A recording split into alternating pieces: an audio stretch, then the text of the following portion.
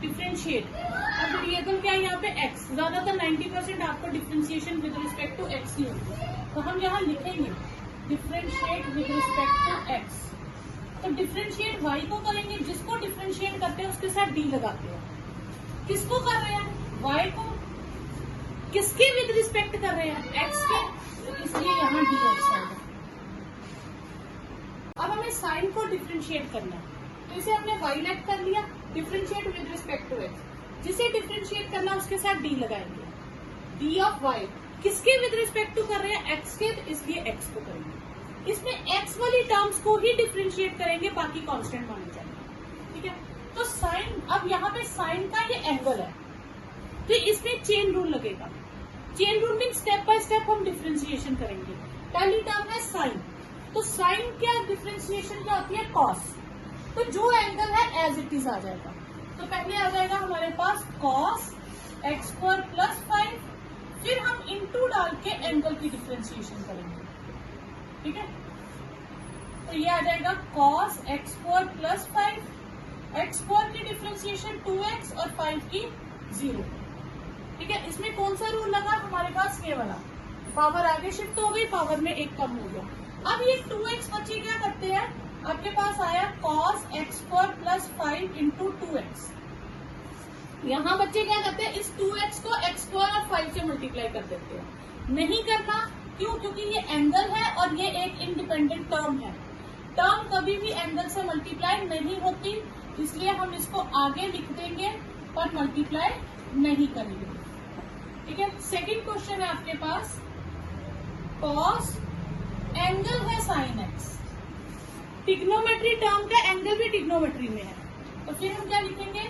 Differentiate with respect to x। तो dy by dx, पहले हम किसकी करेंगे? cos की। cos की डिफ्रेंशिएशन क्या होती है? Minus sine. तो माइनस साइन और एंगल एज इट इज रहेगा।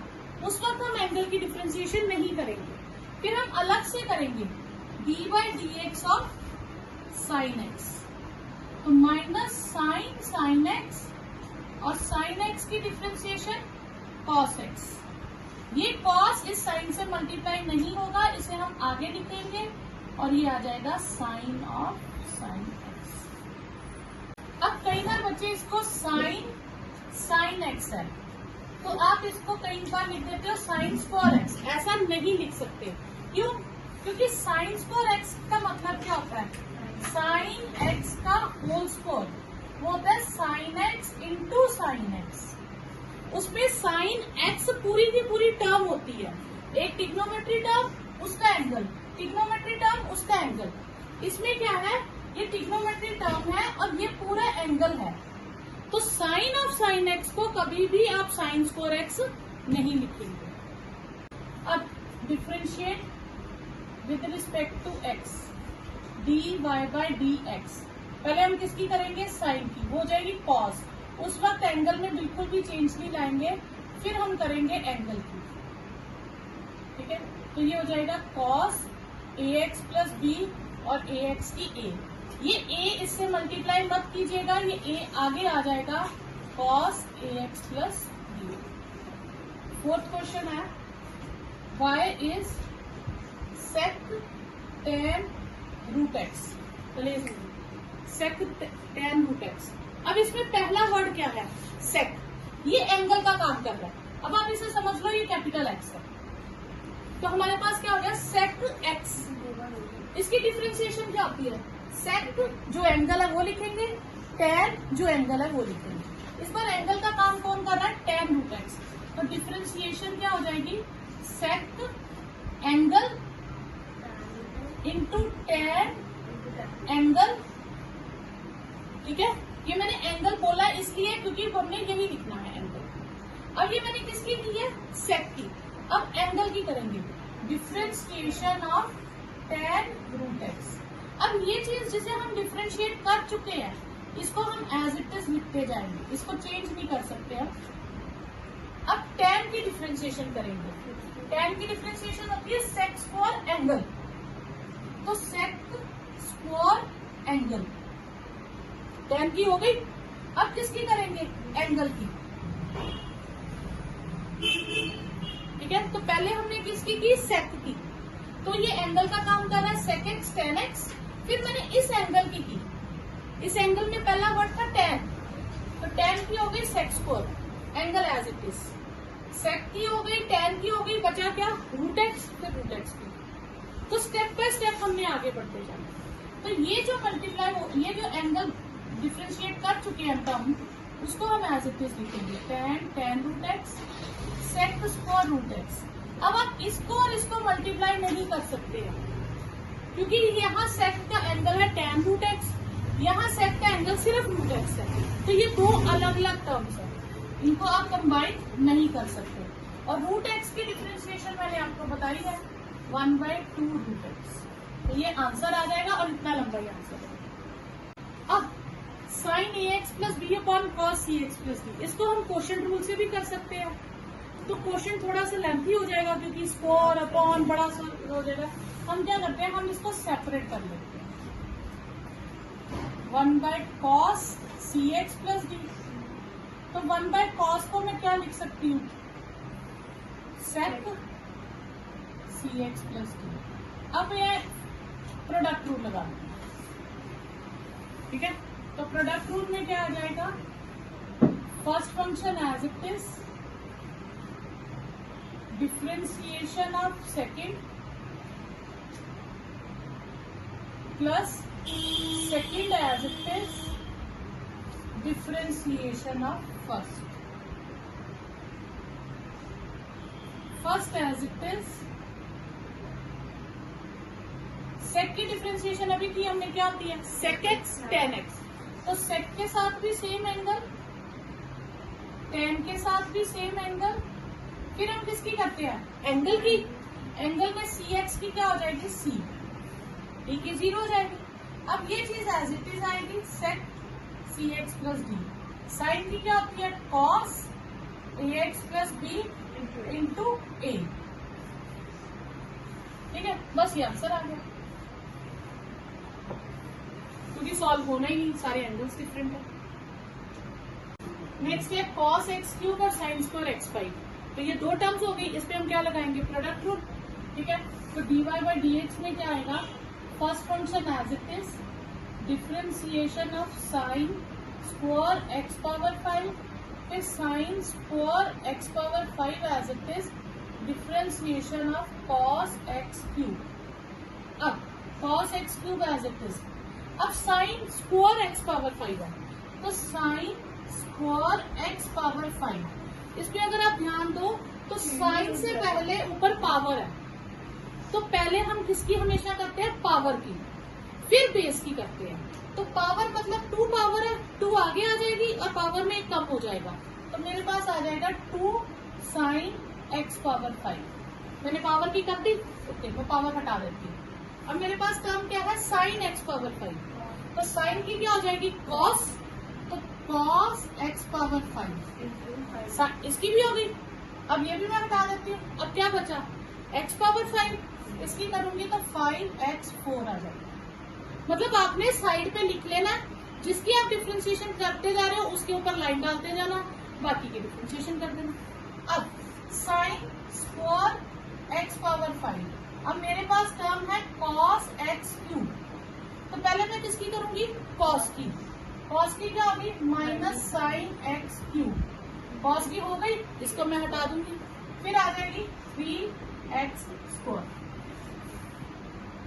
अब ये एक फॉर्मूला बन सकता है, तो ये अगर मैं देखूं ये वाली टर्म सिर्फ इतनी 2 sine theta cos theta, sine 2 theta का फॉर्मूला बन जाता है, तो ये मैं आगे ले आऊंगी 5x4 cos x क्यूब, तो ये फॉर्मूला आता है 2 sine theta cos theta sine 2 theta, angle में 2 मल्टीप्लाई हो जाता है, तो यहाँ हो जाएगा साइन 2x पावर 5, एंगल के साथ मल्टीप्लाई होगा 2, ठीक है, प्लस ये माइनस आगे आ जाएगा 3x4 sign square x power 5 और साइन x क्यूब, तो ये आपके पास आंसर आ जाएगा। 2 cot x स्क्वायर, 2 तो एज इट इज रहेगा, तो अब मैंने किसकी करनी है रूट cot x स्क्वायर, तो सबसे पहले किसकी करूंगी रूट की, रूट की डिफ्रेंसिएशन क्या होती है 1/2 और वही टर्म रूट में आ जाती है, तो ये हो जाएगी 1/2 और यही टर्म रूट में आ जाएगी।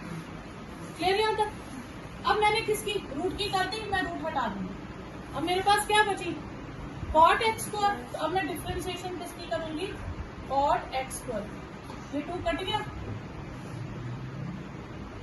cot की डिफ्रेंसिएशन क्या होती है माइनस कोसेक स्क्वायर और एंगल एज इट इज आ जाएगा।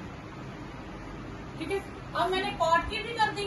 अब क्या बचा x4, उसकी क्या हो जाएगी 2x, तो ये -2x cosec square x² upon root cot x²। क्या आपके पास y is equal to cos root x। तो पहले किसकी करेंगे cos की। cos की क्या होती है माइनस साइन और एंगल एज इट इज आएगा।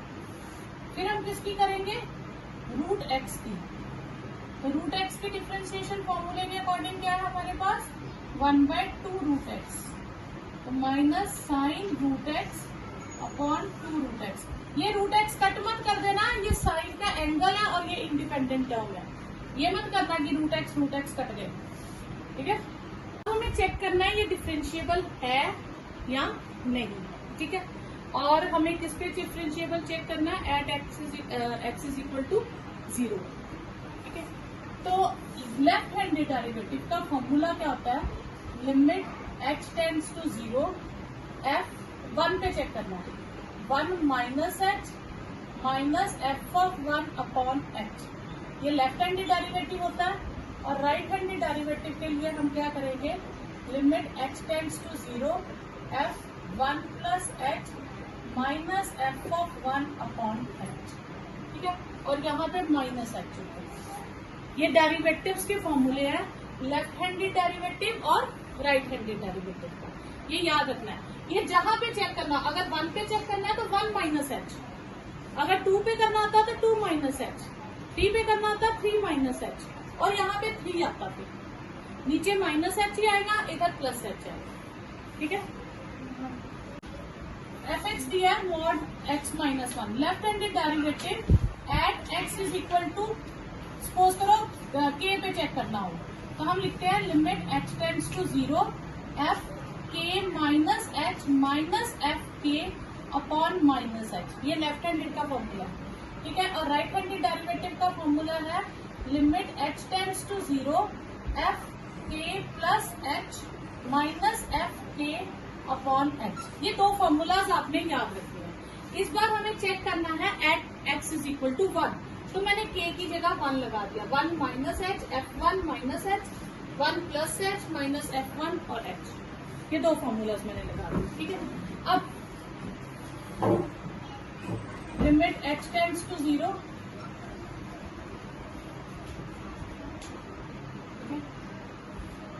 अब 1 माइनस h, x की जगह मैं रिप्लेस क्या करूंगी 1 minus h, 1 minus h minus 1।